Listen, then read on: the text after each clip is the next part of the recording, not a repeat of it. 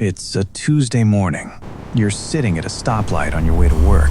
You take a sip of your coffee and look at the cars around you. To your left, a 2024 Chevy Tahoe. That's an $80,000 SUV. To your right, a brand new Tesla Model Y.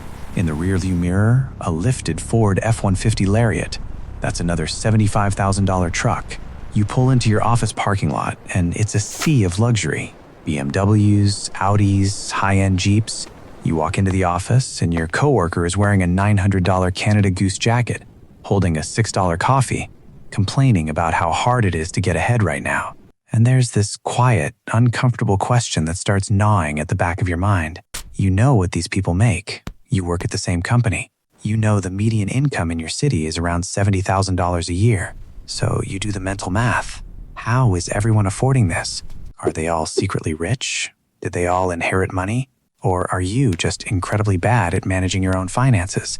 Because you're making good money, driving a 7-year-old Honda, packing your lunch, and you still feel like you're barely getting by. Here is the uncomfortable truth that nobody talks about at dinner parties.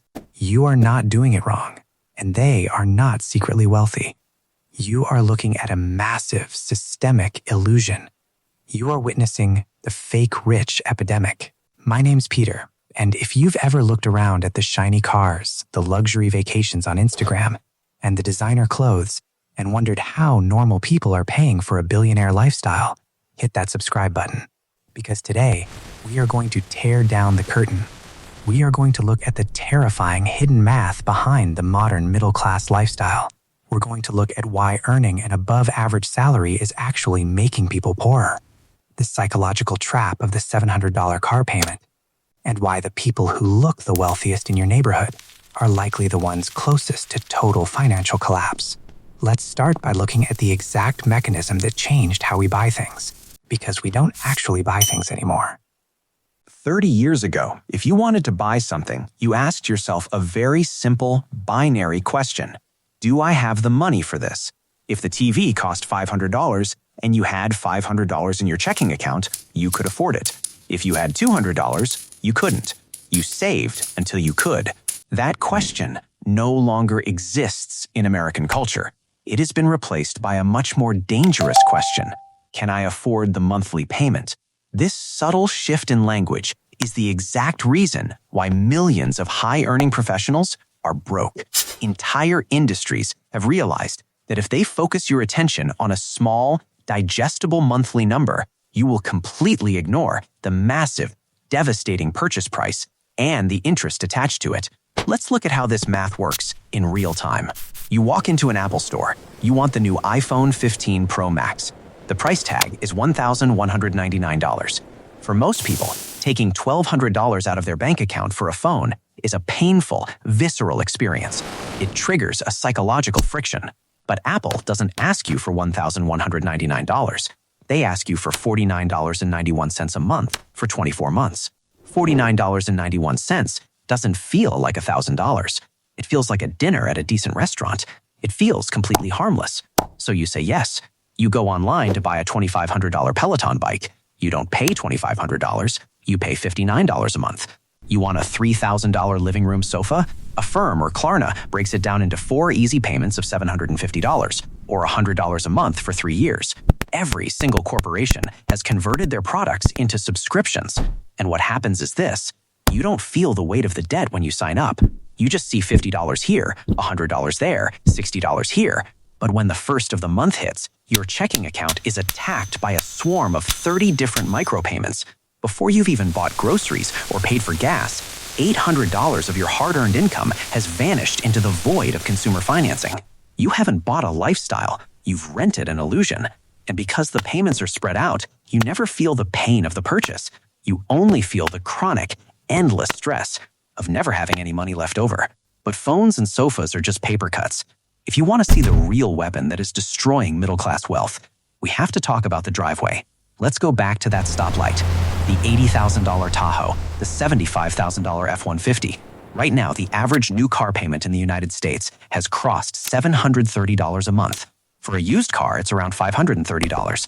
But average is just the middle. Over 17% of people financing a new car right now have a monthly payment of over $1,000. $1,000 a month for a depreciating piece of metal.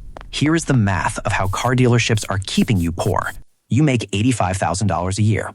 You feel like you deserve a nice car. You walk into a dealership and look at a mid-tier SUV that costs $45,000. The dealer doesn't ask you if you have $45,000. The dealer asks, what kind of monthly payment are you looking for? You tell them, I want to keep it under $700. The dealer smiles because they know exactly how to make the math fit your illusion. In the past, auto loans were 36 or 48 months. But to make a $45,000 car fit a $700 budget, the dealer stretches the loan out. 60 months, 72 months. Right now, incredibly, 84-month car loans are becoming standard. That is 7 years of paying for a car. So let's look at the true cost of that 72-month loan at today's average interest rate of about 8%. You finance $40,000 after a small down payment. Your monthly payment is $701. Perfect, right? It fits the budget. But over the course of those 72 months, you will pay over $10,500 in pure interest. That $40,000 car actually cost you $50,500. But here's where the math gets genuinely terrifying. Cars are not houses. They do not go up in value. They are rapidly depreciating liabilities. The moment you drive that $45,000 SUV off the lot, it loses 10% of its value. By year 3, it has lost 40% of its value. It is now worth $27,000. But because you stretched the loan over 72 months, you haven't been paying down the principal very fast. In year 3, you still owe the bank $23,000. You are one minor accident or one transmission failure away from financial disaster. And what happens when you get bored of the car in year 4, like most people do? You go to trade it in. But wait, you still owe $18,000 on the loan. But the dealer says the car is only worth $15,000 as a trade-in. You have $3,000 of negative equity. You are literally underwater. So what does the dealer do? They take that $3,000 of debt from your old car, roll it into the loan of your next new car, and start the cycle all over again, stretching it out to another 84 months. This is how a person making $90,000 a year ends up with an $1,100 car payment and absolutely zero net worth. They are trapped in a cycle of trading in negative equity just to keep up appearances at the stoplight. If you took that same $701 a month and invested it in an S&P 500 index fund instead of a depreciating asset, in 10 years, you would have over $125,000. In 20 years, over $400,000. You aren't just paying for a car.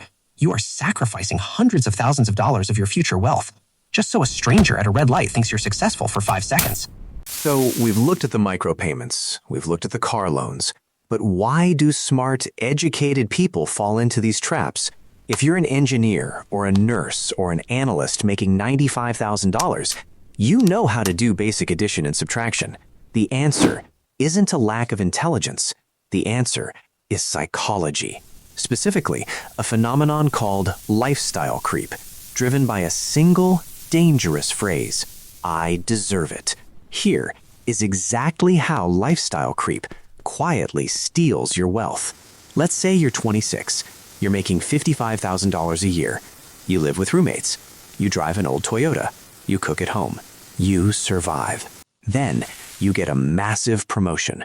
You are now making $80,000 a year, a $25,000 raise. You feel like you've won the lottery. You celebrate. You say to yourself, I've been working so hard. I've been living like a broke college student. I deserve my own apartment. So you move out of the $800 roommate situation into an $1,800 one-bedroom apartment. Then you say, I'm a senior associate now. I can't be showing up to client meetings in a 2010 Corolla. I deserve a nicer car. Boom, a $550 car lease. Then you say, I work 50 hours a week. I'm exhausted. I deserve to order Uber Eats instead of cooking. Boom, another $400 a month in food delivery. Let's do the cold, hard math on that massive $25,000 raise. After taxes, a $25,000 raise only translates to about $16,000 in actual take-home pay. That is an extra $1,333 a month in your checking account. But wait, your rent went up by $1,000.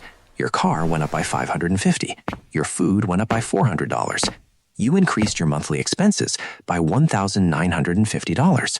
You got a $25,000 raise, and you are mathematically $600 a month poorer than when you were making $55,000. This is the invisible disease of the middle class. Your income goes up, but your baseline for what is acceptable goes up slightly faster. You upgrade your clothes. You upgrade your vacations from road trips to international flights. You upgrade your grocery store from Aldi to Whole Foods. You are running on a treadmill, and every time someone turns up the speed, your salary, you just increase the incline to match it. You never actually get ahead. You just sweat more. Now, here's the psychological mechanism that makes lifestyle creep so powerful and so hard to resist. It's called social comparison theory, and it's one of the most destructive forces in personal finance. Here's how it works. You don't judge your financial success in absolute terms. You don't wake up and think, I have $1,200 in savings and $8,500 in debt. Therefore, I'm doing poorly. You judge your success relative to the people around you. Your coworker has a BMW. Your friend is traveling. Your neighbor has the new phone.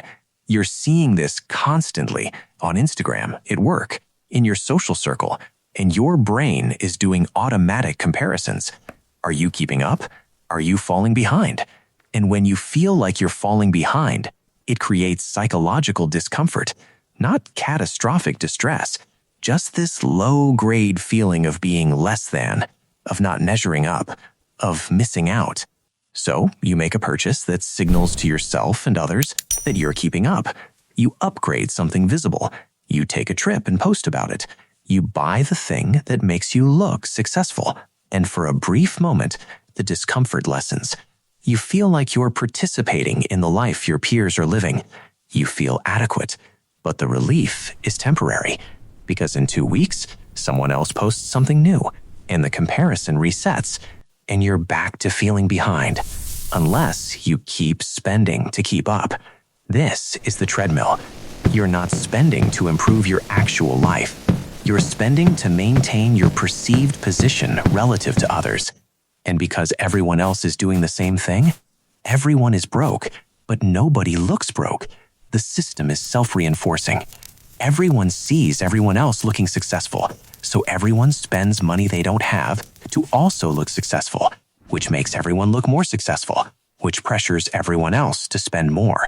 It's a collective delusion, and it's expensive. Because lifestyle creep consumes all of their cash flow. What happens when an actual emergency hits?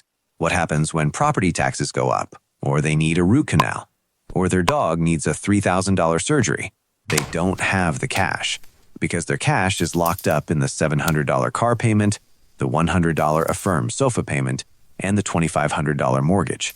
This is where the illusion completely shatters. They turn to invisible debt. Currently, Americans hold over $1.1 trillion in credit card debt.